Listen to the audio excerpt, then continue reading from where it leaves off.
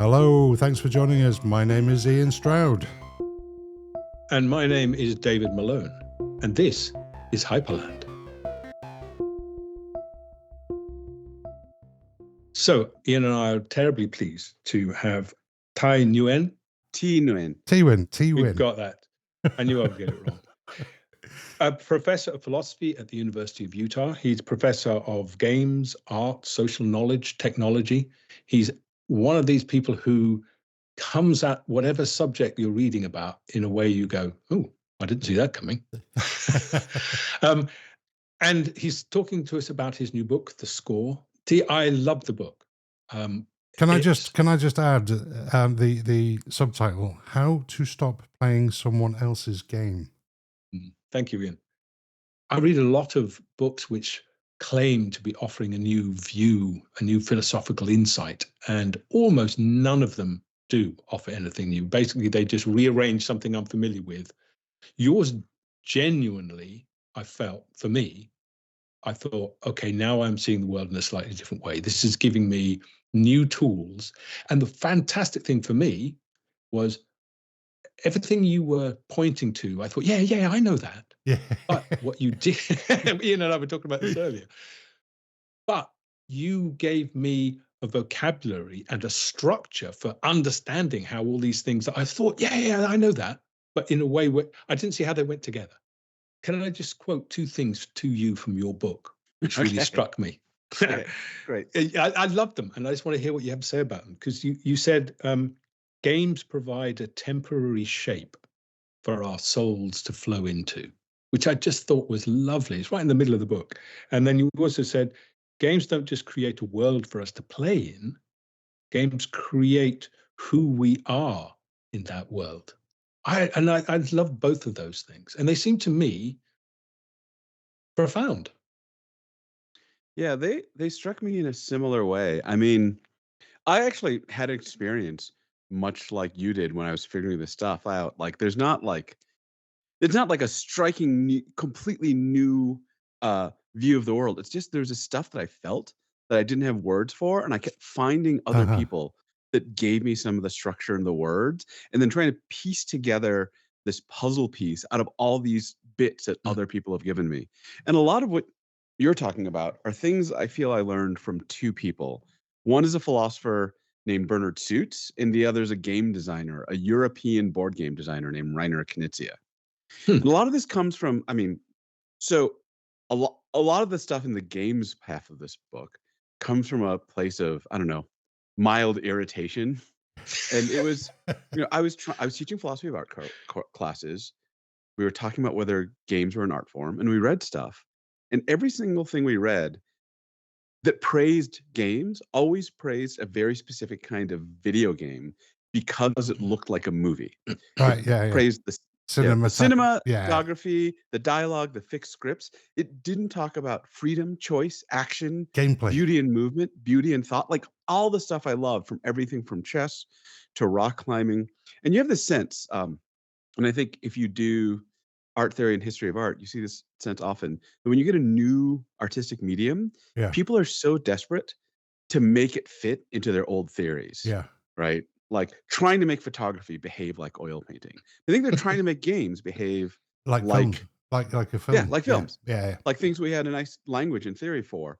And so I ended up reading a ton of stuff that I found really enlightening, but it was mostly like on online forums or in game developer blogs. Yeah. And then this one philosophy book. So two pieces. One, Bernard Suits, philosopher of games from the 1970s, has this book called The Grasshopper, where he says that he gives us the definition of games. And his definition is to play a game is to voluntarily take on unnecessary obstacles to create the experience of struggling to overcome them. So in Suits' idea, what he's saying is something like, when you run a marathon, what you're doing is, it's kind of weird. You're adopting an inefficiency on purpose, right? If you actually just wanted to be a particular point in space, you would just go there directly by the most get a taxi. Yeah, get a taxi, take a shortcut, right? Yeah. Or even a city bike, but we don't. So we adopt an inefficiency, which means what we care about is doing in a certain way, doing it inside a constraint. Hmm. That's half of the picture. And the other half comes from Rainer Knizia, this incredible board game designer in Germany. And he said at a moment in one of his talks, he says, the most important tool in my game design toolbox is the scoring system, because the scoring system tells people what to care about. Uh-huh. It sets their desires in the game. I mean, I think there's a sense in which this is utterly obvious. Uh, and it's obviously, it's like, it's not just that it tells you what will count as victory. It tells you, like, you know, in this era, I'll open up a board game with my wife and we'll literally find out whether we're trying to kill each other or whether we're trying to cooperate to, like, stop some algorithmic big bad, right? Like, the game just, I mean, you learn that, and then you're like, okay. And sometimes you're like, okay, we're in it together. And sometimes you're like, okay, prepare to die. Yeah. Yeah. And we can just do that. Yes. So games teach us that we're very fluid. And I think more importantly, I think what this teaches me is that game designers aren't just, I mean, people want to say that game designers are storytellers because storytelling is such a well studied Yeah. thing. But I think game designers are doing something next door. They're creating the background for you to create your own story. They're creating a situation for you to act in, for your action to be beautiful. Yeah. So I think this is what's going on. They're creating a new self, they're specifying abilities, and they're specifying a goal, and they're doing it to shape action. So one weird other thought, I don't think this is in the new book, but one that way I had in the old book was like, people kept comparing games to movies. And I think the thing that games are closest to is actually governments. They're like art governments, right? There's systems of incentives and systems of rules that shape how we act and shape our form of freedom. Mhm. But instead of doing it to keep us morally okay, often they let us be morally terrible Yeah. for the pleasure of it. Yes. Yeah. Yeah. Yes. But but then there's the other half of the book, which is when more or less what you say is, and correct me if I get this wrong, that we recognize these things from our childhood or even later, and we know that they give us great pleasure. But then somehow we've taken that structure, which we're familiar with from childhood and should give us all these freedoms to be what we want to be, but we put it into the adult world. And in the adult world, it does almost the opposite. And that was, as you began to unfold that's when I kept putting the book down and going upstairs and saying to my other half, I've got to tell you about this. And she'd say, yeah, okay. Yeah, I'm busy. And half an hour later I'd go, no, really, I have to tell you about this bit next. And is that right? That's the feeling I got from the book. That I mean, and that's why it's so seductive, because we recognize it. yeah, I mean, the great puzzle for the book for me was why scoring systems are so delightful in games and so terrible in institutions. But I wanna nitpick, as you know, the academic philosopher on a tiny bit of the way you said things, because I don't think it's about childhood and adulthood. Because Okay. children are immediately channelized into grades and performances on standard. I mean, my kid is 6 and we're already looking at standardized Yeah. test results for him and they're telling them about it. And adults can also play glorious, bountiful, interesting games. I think the big background, I mean, I think one of the things that why I might be excessively allergic to the way you put it is I think that people think that games are a kind of thing that kids can do and it's supposed to fade out from adulthood. And Oh, that's a no, I mistake, agree. right? Yeah. And what I think is there's the spirit of genuine play, and a Yeah. lot of the spirit of genuine play is about the ability to transition between scoring systems and step lightly between them. As the philosopher Maria Lugones puts it, playfulness is the ability to step lightly between worlds, to shift worlds. And often I think what's crucial about games is that we're shifting worlds in search of something interesting, right? We're changing games, we're varying games, or trying on new hobbies in order to find a particular feeling, a subtle feeling we're chasing. Like, I fly fish because it makes my soul like zen out on a river. Yeah. And I play some of my favorite board games because they create these like weird social spaces of intimacy. Because you're like, a lot of my favorite social games these days involve trying to communicate something with heavy communication constraints. Super interesting experience. And then institutional metrics are not like that. So institutional metrics are typically unbounded, pervasive, and inflexible, right? You can't Yeah. be like, you know, you know, uh, forget about my citation rates. Like that is the currency that my entire profession operates in. Or like, a YouTuber can't just like ignore their subscriber count, right? That is this pervasive, interconnected That's the metric. chase. That's the chase, isn't it? That's Right. the high score that you want to get. Yeah, But you can but get I think you can get the high score by you're going to go up to the next level, and you can sort of spend hours and weeks trying to do that in a game that's got that complexity to it. yeah, Or you can go and search the cheats, and you can then the next day you go out and you say, "Oh yes, I'm up to level 18 now. Where are right, you?" I'm on level 8. So how does that differentiate in between the personalities that we're seeing? yeah. I mean, I think so. The way Suits would put it is that if you're cheating in a game, so I think it's really important that in many games the points are disconnected from any incentives, right? Uh, The reason that my wife and I can pick up a board game and go all out to destroy each other yeah, is that the points aren't connected to any real world resources, right?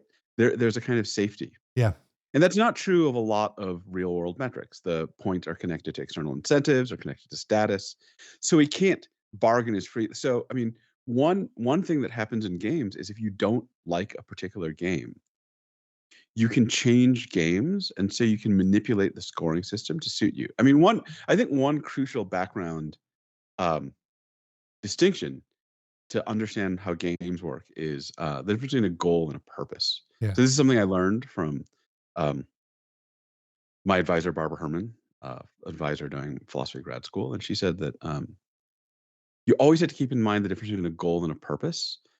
When you had your friends over for a night of cards, the goal was to win, but the purpose was to have fun. yeah.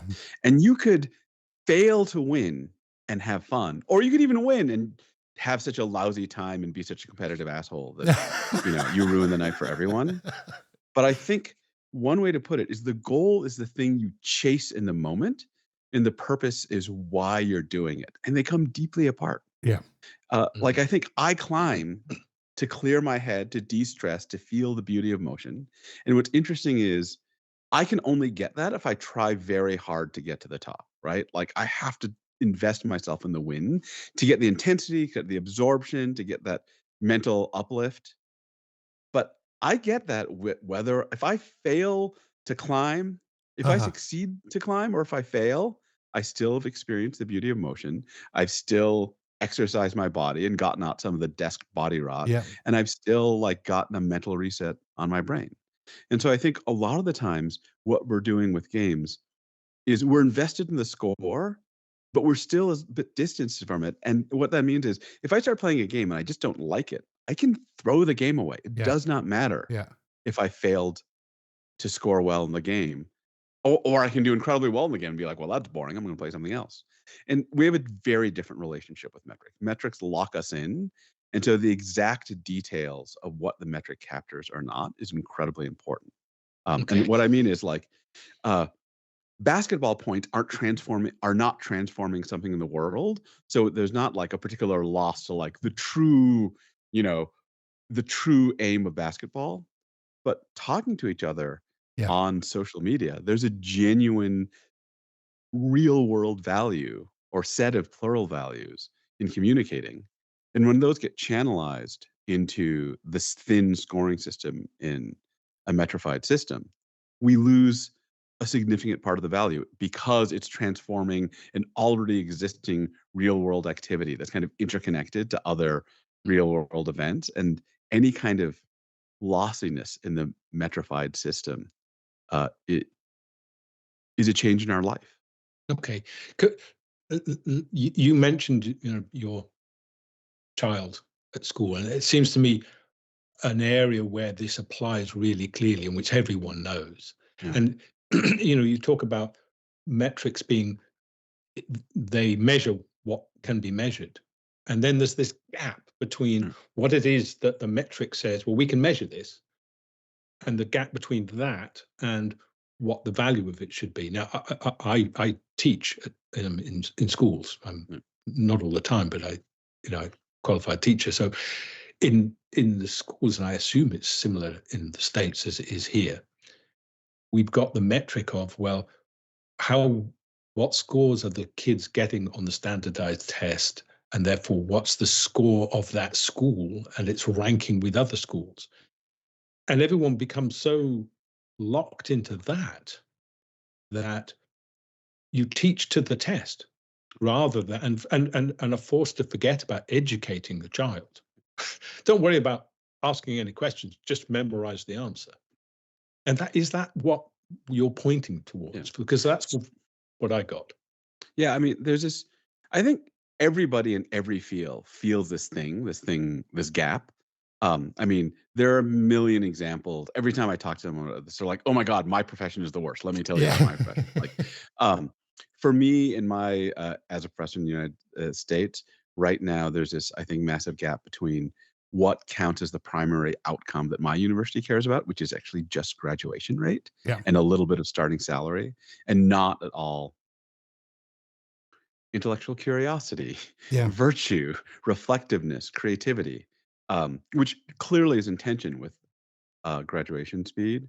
I keep talking to doctors who immediately want to talk about how they're constantly measured a number of patients that they see per hour, which is surely, in tension with a lot of things we actually care about. And internally, I think a lot of us start to seize on things like weight as a proxy for health, or Number of steps that we take every yeah, day. We start number. getting kind of that's why I added in the subtitle of how to stop playing someone else's game, because as soon as you strap on that health watch, then you enter a different world. Yeah. I mean, one way I've been putting it is that in a lot of these cases I'm calling value capture. So value capture is a case where you have subtle and rich values and you Yeah. get parked in an institution or technology next to a simplified scoring system like subscriber count or steps. And you internalize it. It's not just an incentive; it becomes your value. Yeah. And one way I've been thinking about it is that you're outsourcing your value, right?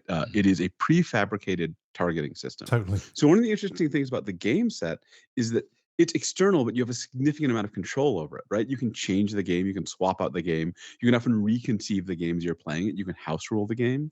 Um, but metrics don't admit of this kind of modification. And so what becomes really important is exactly what is specified and what isn't specified in the metric. And I think this is where when we were talking about like names for things we're already feeling, this is something I'd felt for a long time, kind of intuitively. Like there was this huge gap, and that my suspicion was that it was systematic. It wasn't just some people are like, oh, we can just find better metrics, right? Yeah. And I kept being like, no, there's certain things, beauty, art, and wisdom. Like you're not going to get good metrics for this. And I found an explanation in a field called science and technology studies, which is a bunch of scholars, historians, anthropologists, sociologists, who are studying the social impact and power of quantification culture. And there are a few really useful ways to understand it. So the first for me comes from Theodore Porter. He's a historian of quantification culture. And in his book, Trust in Numbers, he puts it this way. He says, qualitative justification is rich and context sensitive, but it travels badly between contexts. So I always think about, the evaluations I write for my students, right? Like we use all the language of philosophy, Uh-huh. not going to travel well to someone else in the university or a hiring department, and it doesn't aggregate. So to get it to travel well between contexts, we remove the parts of the information that require a lot of context to understand. So what he says is what Porter says is quantified information is an engineered construct which travels well between contexts and is understandable easily by distant strangers Yeah. because it's been designed to be, and it's been designed to be understood by removing those parts that require high context to understand. So there's a huge jump between multidimensional analysis that I give my students about their papers and whether they have an A or a B or a C, right? That's a Yeah. thin but stable Yeah. measure. Yeah. So he calls this portability. And this is one of the things I find incredibly striking in his analysis. It's no accident that metrics have social power and seem to be missing something of humanity. It is in fact the very reason they have social power is they are constructed to be effective communication vessels across contexts between strangers, and they have been constructed to construct it to travel well via a process of I think he literally calls it uh, sterilization, right? Uh, You pull off and you cleanse all the stuff that requires sensitivity and nuance to understand.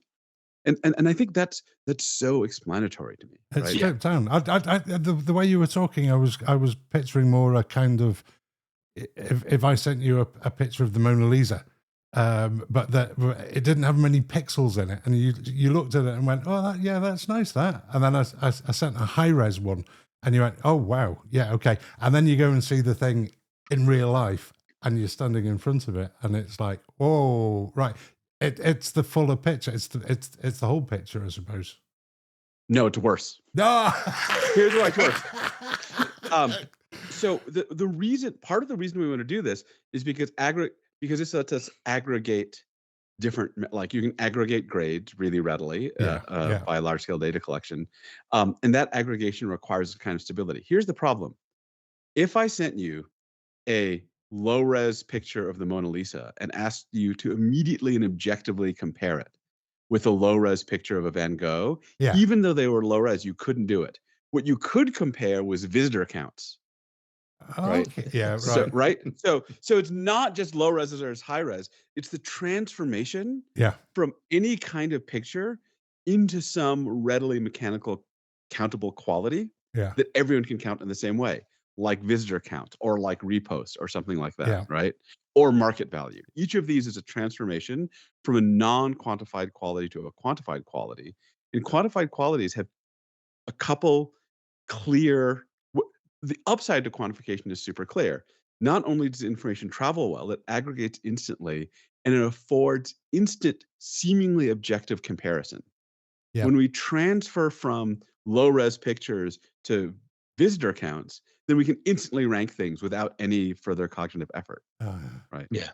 So, But and we get all that through stripping out yeah. Yeah. even, it's not just low resolution. But you said it's seemingly objective, and there's the slight of the three-card trick, isn't it? Right. Because when people say, well, we're being objective here, everyone goes, oh, well, that must be good.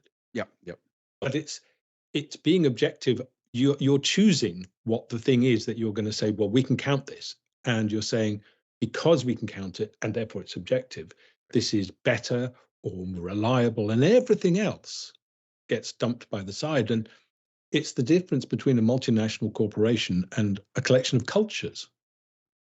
I mean, I think one of the things that is the most interesting to me is what objectivity means and how we slip. I think, this is where I sound like a total philosopher asshole. Like, this is what matters is the definition of objectivity. But so the other major person in this space I learned the most from was Lorraine Daston, who's a historian of science.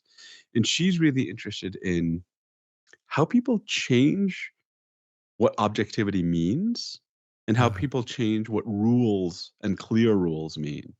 Mm. One way to put it, okay, a standard view in this kind of space of philosophers of science and science and technology studies people is that people think a lot of these tools, like measurement tools, are objective, but they're actually value laden. They reflect someone's values, and those values are hidden. Right. So one of my favorite classic examples is any cost benefit analysis requires a couple of value decisions at the base. One value decision is how to quantify what seem like not like, so the National Park Service, to do a cost benefit analysis, has to give an economic value to the value of natural recreation, which they just do. I think in Porter's example, like in 1914, they just said it as like $1.12 per visitor day. That just comes from somewhere, right? There's another even subtler set of value ladenness where I think like some qualities are just straightforwardly objective, and the hidden value is deciding that quality is what's important. So the feeling of health and well-being might not be as straightforwardly objective. Weight is. Yeah. And so it looks like we're making an objective comparison, but what we've actually done is shifted. There's this huge value choice in shifting the topic over. Similarly, if you if you decide to measure educational success in terms of starting salary, comparison of starting salary is objective, but the decision to treat starting salary as the proper proxy for education is a subtle, enormous value choice, Mhm. parked and yet hidden in plain sight. I mean, this is why, like, one of the most mind-blowing things I learned while I was researching this book, I was talking about some of the ideas, um, and at McGill University, and a political scientist whose name I can't remember, but is cited in the book, was like, "Oh, Hobbes says this," and I was like, "What?" And he says, and I think most people know Hobbes is the political philosopher. That's all morality comes from political power, and the tyrant is the person that gets to, like, Decide what control, morality is. yeah, Yeah. decide what morality is. And then Hobbes says something that I didn't know, and I find utterly wild. Hobbes says the true political power, true power of the tyrant, is not strength of arms or military might. It's the power over language. Because if you tell people, if you get to determine for them what success and failure mean, then you control their actions from the inside. And I think that's what we're seeing Oh, in metricization yeah. is Mhm. quiet choices about what success means in a given domain through a kind of hidden choice about operationalization. Yeah. And and you talk about value collapse being, if I've understood you right, where we begin to lose the ability to decide for ourselves what really matters, what's Mm. of value outside of just a narrow money value. And it seems to me like words like efficiency Yeah. are part of this. It sneaks in, and once everyone agrees that, well, efficiency is just a universally good thing, so anything that's efficient must be good, Yeah. that then is the hidden thing which Right. derails us from going, but wait a minute, there are some inefficient things which are great. Right. Like like games, and it's not. This is not. Fishing. I mean, I think it's, for me, talking about games here is not an accident or a joke. Games epitomize. I mean, literally, what Suit is saying is games are games are inefficiencies for their own sake. Mm. I mean, Suit has this argument at the end of the Grasshopper where he says, it's a goofy argument that I love. He says, imagine utopia where we've solved all our practical problems. What would we do with our times? Yeah. Sorry, what would we do with our time? We would play games, or we would be bored. So games must be the meaning of life. And right. And I mean, people laugh, but for Suits was an Aristotle scholar, and this was just his modernization of Aristotle. Was Aristotle thinks meaning in doing. human life comes from human action and the Doing. process Yeah. of doing, Yeah. rather than outcomes. It comes in the exercise of our faculties: talking, doing, thinking, socializing, moving, right? And I think this is Suits' insight, is that games are the crystallization of this. It's not like games are the only place that you get this. Um, I mean, the philosopher's term for this is autotelic action, action for its own sake rather than for some outcome. And Aristotle's insight was that that's where value gets into the system. Like, stuff is there to support human action and human life. What human life consists in is actually doing stuff. And I think one way to put it, I love focusing on the notion of efficiency, because there's two kind of hidden value ladennesses in a conception of efficiency. One, the particular target you set, which is like, if you're efficiently trying to get students through the university as quickly as possible, you've made one presumption. But in the background, the whole concept of efficiency is one that values outcomes over processes, that values stuff over action, that says, like, no, you want to, You. I mean, sometimes people talk to me about, like, AI art, and I think one fast response is, if you thought the point of art was to have a pile of pleasant, pretty looking art as quickly as possible, then sure, The point. it's great. But if you thought the point of art was for humans to be engaged in the creative act of making stuff and sharing stuff Yeah. and hearing feedback and talking about it and thinking about it and remaking things, to be in the process of creativity itself, then AI optimizes out Yeah. the whole point of the thing. Yes, exactly. Yeah. It seems to me it does strike at the whole notion of of culture. This the idea of differences that you could say are pointless. I mean, why should we have different languages? Surely we'd all be much better off just speaking English, so we all knew what we were talking about. But imagine how much poorer the world would be. Yeah, I mean, I think this is in the back. I mean, a lot of this is people saying like, why do these stupid games? Why are there so many dumb games? Why not just do the serious stuff, which is work, right? And I think one answer is that work appears serious because it outputs outcomes that we all understand the value of. But games are weird, and their beauty is in part because of their illegible diversity, right? Like the whole beauty of games is you can find shit that just lifts your spirit and fulfills you in ways that no one can understand. There are games I engage in that, 999 out of 1,000 people would just not enjoy and not get. But I mean, everything from, fly fishing and rock climbing seem cool. Those are a little more legible, but like, I also I play with yo-yos, right? Like I get involved in very complex, obscure board games where you have to manipulate stock markets to manage train companies with a spreadsheets. Like these are all insane things, except they give the particular kind of action I find very satisfying. But it's hard to explain why, right? Because it doesn't have portable outputs or outcomes that are comprehensible and usable by everyone else at scale. The thing that the modern world values is outputs that are highly fungible and highly accessible in their value, that everyone can immediately see the value of. And the thing that seems to fall out is weird, peculiar things that small groups of people or particular individuals find savoring and delicious precisely because those are the things that are hard to count at scale. What the metrified world prefers is anything that everyone can recognize and that we can target by counting together easily. And the weird joy of the weird ass hobby that you have of doing this odd thing is not easily countable by anybody. And so it falls out of the process of datafication. It's kind of like there's I find there's a certain freedom and constraints are lifted.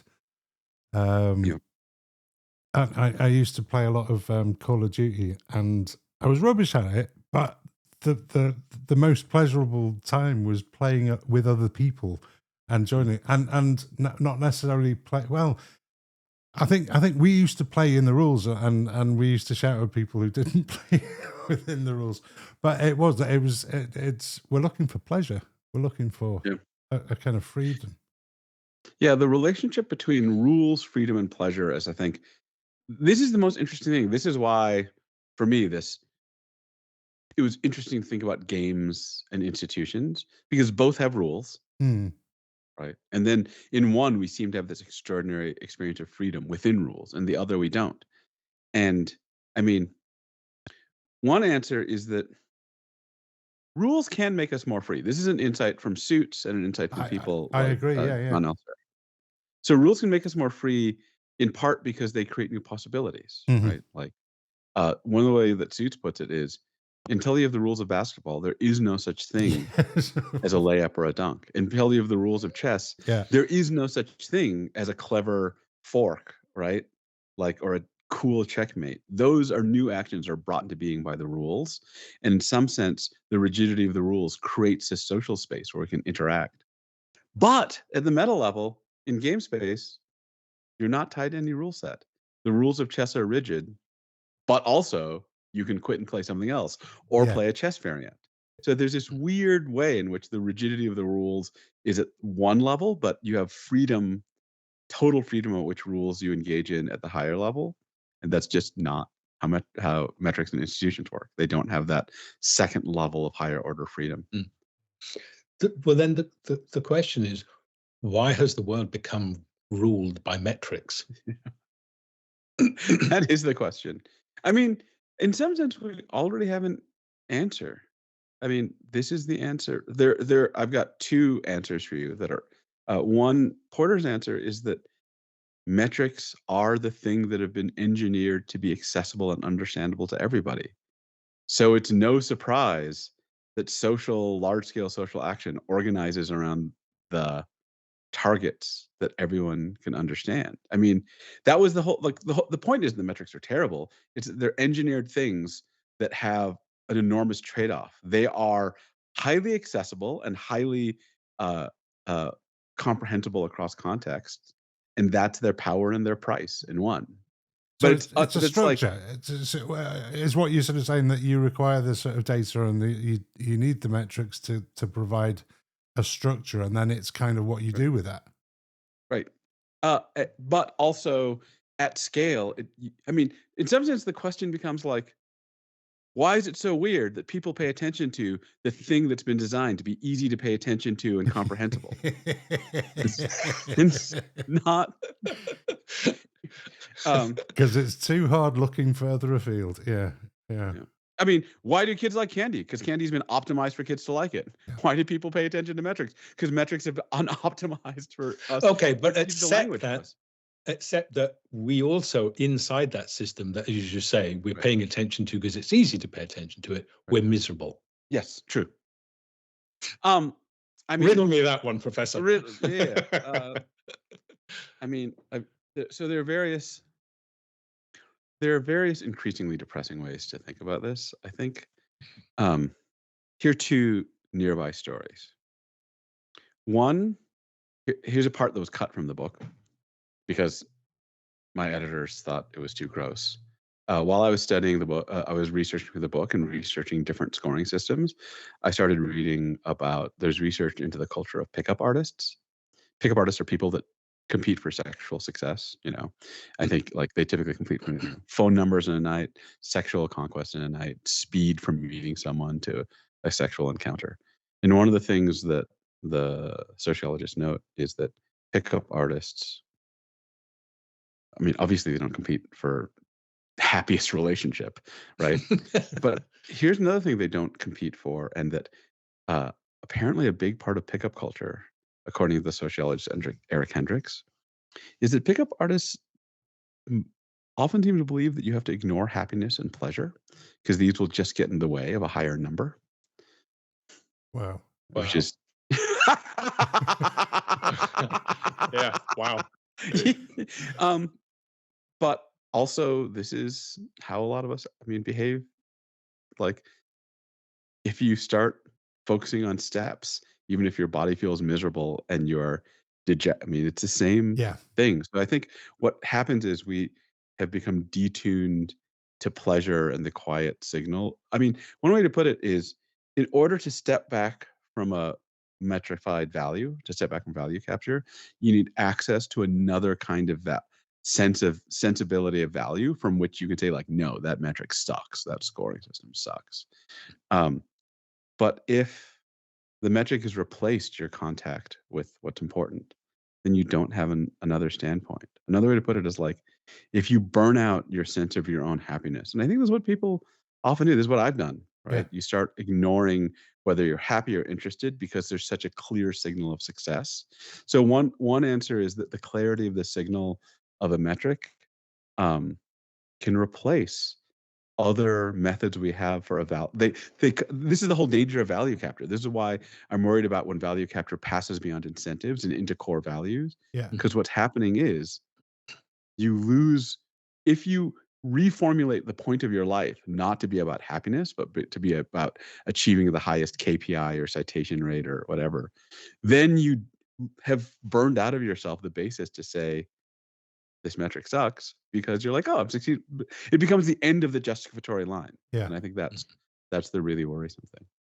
Yes. Well, I mean, but that seems to me to be a powerful insight and an explanatory tool for sort of corporate culture, for instance, where you agree to act in a certain way within a corporate structure because you're told if you act this way, you'll get promoted and you'll get more money. And if you buy into that enough, it doesn't matter to you that you will lie and cheat and get other people fired, or think it was a good day if you managed to make 1,000 people redundant, instead of thinking, is this the right way to run a business, to make one man hyper rich and impoverish several communities of ordinary people? But you don't think about that, because you say, no, but I want to get promoted. Right. I mean, and I think another way to put it is that what metrics become is the primary language of justification. So if they're the primary language of justification, how do you question them, right? If the narrow metric seizes our process of justifying our actions, we lose our standpoint for criticizing them. Yes. And I think again, this is the core insight from Porter, right? Like, the point of metrics is they're an engineered trade language. They're designed to be the easy standard language of justification. And so it's easy to fall into just using that. That's the fast way to justify your actions. Yeah. Yes. But you also, I mean, related to this, there's a lovely point quite late on in the book where you talk about, and I'll try to get this right, a modern objective fact versus an old fact. Yeah. And I thought this was fantastic insight, because tell us what you mean by these two things, rather than me summarize it. This is 100% not me. This is, again, like shit I learned from other brilliant scholars. This is Mary Poovey, who's a science technology studies professor of English, and she has this incredible book called A History of the Modern Fact, and it's about how it used to be that what a fact was something that came from a trustworthy person. And she says, at a particular point in time, a very specific moment in history, we get a transition where a fact becomes something that's believable because it didn't come from any person at all, because it came from a mechanical system. And she says, this is in some sense how the sciences work. And right, like we collect things via a system that everyone can verify, and then we can put those into the public record. But Poovey says that the first place she can find in history where we start talking about this modern fact is in double entry bookkeeping, in the Italian invention of double entry bookkeeping, because that's the point where it doesn't matter who enters the numbers. Rather, what matters is there's a system, a technically, seemingly transparent and objective system where we can manipulate all the numbers in a book that anyone can look at. And that creates their trustworthiness. It's their mechanicity. But she also notes, and this is what we were just talking about before, there's a massive hidden subjectivity at the basis of all of it. That the original valuation of objects, when you put them in the book, if a merchant has a bunch of rugs and they need to start doing accounting, they just can put a valuation on it. And that is a massive value choice that then we pile under a bunch of mechanical processing, and it comes out looking objective. Yes, and that tendency has accelerated, I think, because you this business about a modern fact ought to be objective, not polluted by someone, and then you're quickly into people talk about bias. We should have AI systems that decide who gets parole and who doesn't, because they'll be objective, instead of the bias of some old fart of a judge who you don't know. Well, it sounds fine when you say it, but you think, well, what about the wisdom of that judge, and who's coding the AI? Yeah, I mean, there's bias is like so the interesting question, because I think there is a sense in which the upside of many metrified systems is one particular kind of bias reduction, right? Like, it is true that when people are extremely biased in their decision making, one way to cut through it is to find a non-biased mechanical system.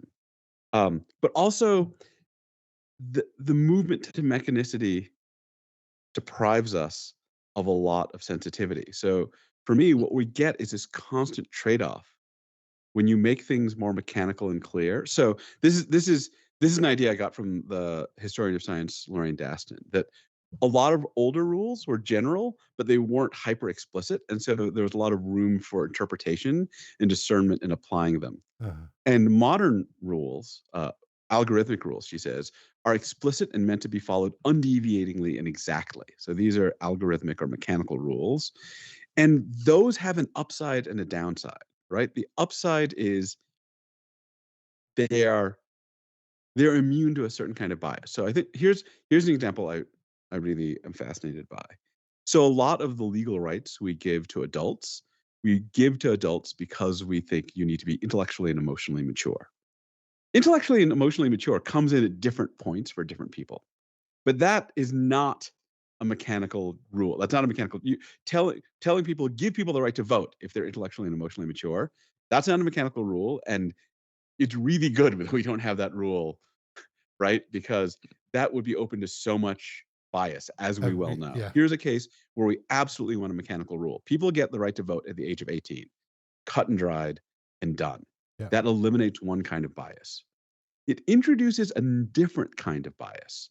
So the way that the philosopher of law, Michael Endicott, puts it is that we're trading away the bias of individuals and introducing the bias of arbitrary sharp lines, right? 18 doesn't,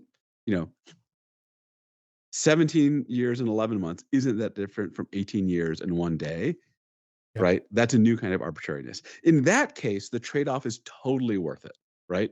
We don't lose that much by precisifying voting age, and we gain a huge amount through removing bias in making judgments about who gets to vote. Yeah. But there are other cases where I think you get something completely different. So, for example, the mechanization of the judgment of artistic quality, the mechanization of the judgment of educational quality, right? The mechanization of the judgment of beauty. Each of these things is a case where the movement into a rule that everyone can follow in the same way, that cuts out any kind of particular sensitivity or experience, will massively leave out a lot of what's important. And the kind of mechanical regularity. I think when you shift from like voting age to like giving arts grants, right? So there's this case, the sociologist Jennifer Lena talks about how when U.S. Congress started worrying about whether the NEA, the National Endowment for the Arts Art Granting Institute, was biased, they were like, well, you need to prove to us that you're not biased. So we're going to check you by verifying that most of what you fund has good box office returns. Because box office returns and ticket sales are mechanically checkable, right? So there's a case where the transition to a kind of mechanically objective rule. So what it leaves out is fine-grained sensitivity. I think when you leave out fine-grained sensitivity in judging an adult in 18, you don't miss that much. You're still kind of approximate the line. When you leave out fine-grained sensitivity in judging what good art is, or with judging what makes you feel good about your body or what makes you happy, or when you judge it about like something like creativity or originality in student work, there the demand for some kind of mechanically replicable line is massively lossy. Yeah. Yes. And I suppose also I can't help but feel that bias is the flip side of bias is wisdom.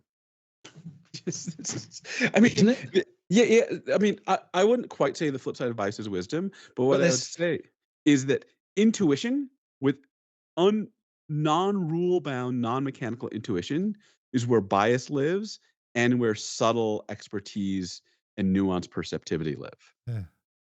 And a mechanical rule gets rid of both together. And sometimes you might think that's worth it. Definitely in the voting case.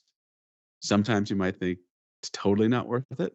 Sometimes you might think you need to do a moderate compromise, but a moderate compromise is not the same as mechanize all your rules all the way and make all decision making mechanical. Yes, indeed. You're searching for the sweet spot, really. Yeah.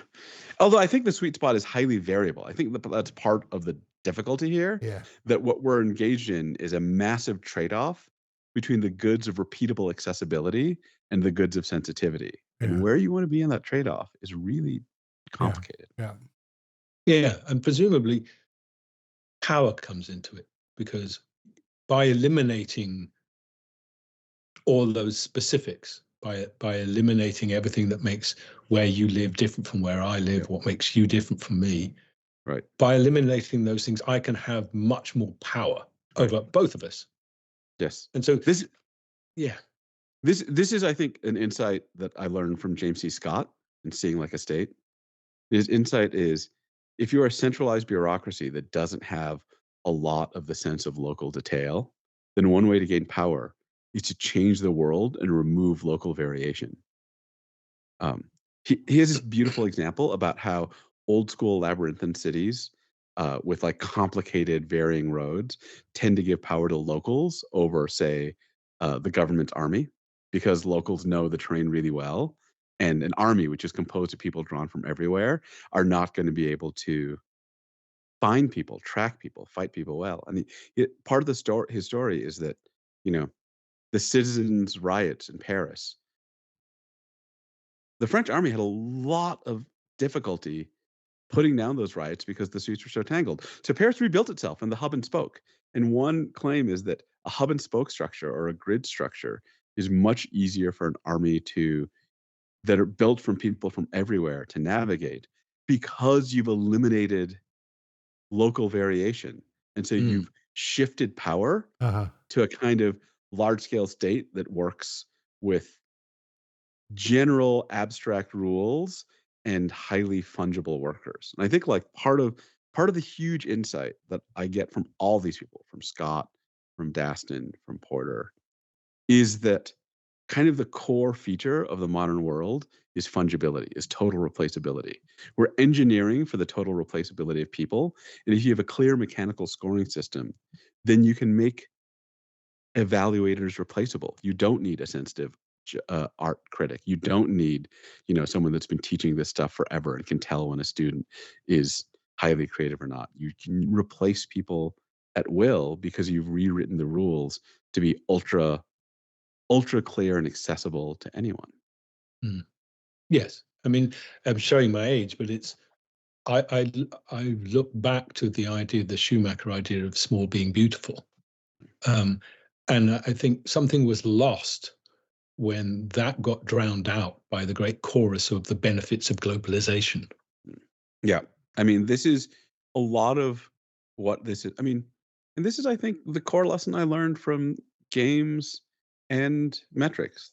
In some sense, the huge difference between games and metrics is games are small scale scoring systems, right? You can tune them, you can house rule your Dungeons and Dragons game for how your group wants to play, and that's okay. And the pain of, one way to put Porter's argument is that the loss of metrics happens because you're trying to make information that crosses more contexts, and the more context and the larger the scale, the thinner the information can be. So it is the big difference between games and metrics is that metrics are tied to massive globe spanning and flexible scale, and games are freed up to be flexible at whatever scale you wish. Yeah.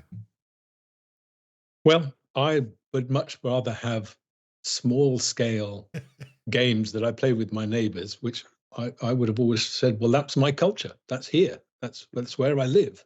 Yeah. And those, as you say, the replaceable, fungible, international rules, they're not bringing me much pleasure. It's been lovely talking to you, Thi. Really enjoyed it. Fascinating subject. Thank you so much. It's been wonderful. Thanks very much for talking to us. Thanks for listening. If you enjoyed that, we'd be grateful if you could subscribe to Hyperland on Substack, YouTube, and leave us comments. We'd love to know what you thought, what you agreed with, what you disagreed with. Thanks a lot. Thanks very much.